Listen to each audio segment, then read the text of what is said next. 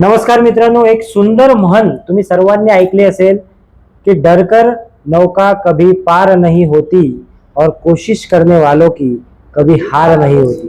त्याचं एक exact example आज आपल्या सोबत बसलेला आहे आणि त्या व्यक्तीचं नाव आहे ऋषिकेश जंगम.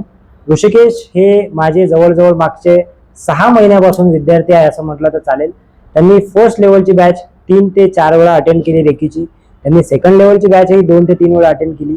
पण शेवटी ते बॅचेस पूर्ण होऊ शकत नव्हत्या. त्यांनी अटेंड करायचा खूप प्रयत्न केला, पण फायनली त्यांना कदाचित ऑफलाईनची बॅच अटेंड करायची असेल आणि 26-27 एप्रिलला ऑफलाईन बॅच आपली होणार होती. त्या बॅचची माहिती पडताच त्यांनी फर्स्ट ॲडमिशन त्या बॅचमध्ये घेतलेलं आहे आणि आज ऋषिकेश आपल्या सोबत आहे. आणि आत्ताच 1 मिनिट पहिले त्यांनी मला सांगितलं की sir, this is my first course which I have completed completely. So आज त्यांचा एक्सपिरियन्स आपण ऐकून घेऊया की ऋषिकेश मागच्या 2 दिवसाचा एक्सपिरियन्स कसा होता आणि काय एखादा स्पेशल अनुभव तुम्ही शेअर कराल किंवा जे सर्टिफिकेट बद्दल तुम्ही आता बोलले तर काय व्हॉट यू फील. अनुभव असा म्हणजे फार वेगळा होता, रंजक होता. म्हणजे इतके महिने मी ज्या गोष्टीसाठी प्रयत्न करत होतो ती आज साक्षात झाली.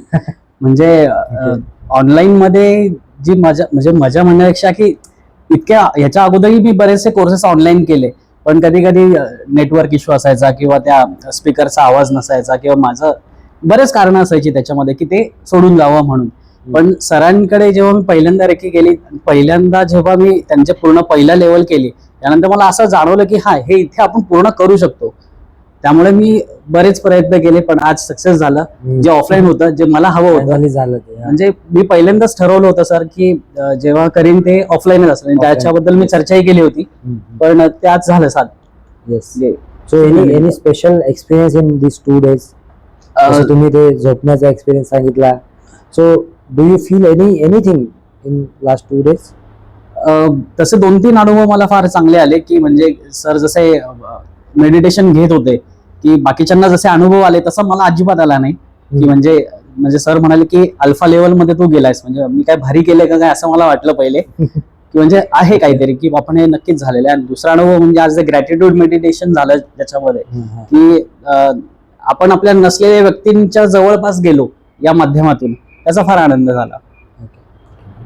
हे खूप भावनिक पण होता आणि खूप छान झालं. म्हणजे तो अनुभव छान होता माझ्यासाठी. Thank you Rishikesh, thank you for sharing.